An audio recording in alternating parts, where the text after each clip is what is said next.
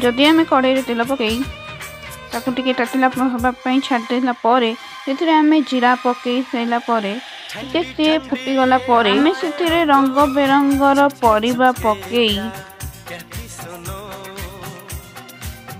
रंग बेरंगर परिया पकई सारा गोटे चम्मच भल भाव एपट सेपट करदे स्वाद अनुसार लुण मिक्स करदेला आम भल भाव घोड़े सिझापी छाड़दबा जदि आम कड़ाई तेल पकई तातिया छाड़दबा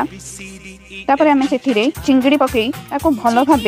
कटा किना जदि आम फ्राए करदबा लुण हलदी पकई मैरिनेट करके रखी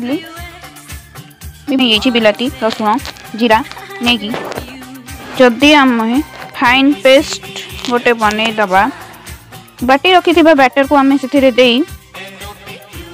आम लंका गुंडटे ऐड करदे जदि आम भल भाव एपट सेपट करके भल भाव सिझापी छाड़ी दियंती आउे पालक पकई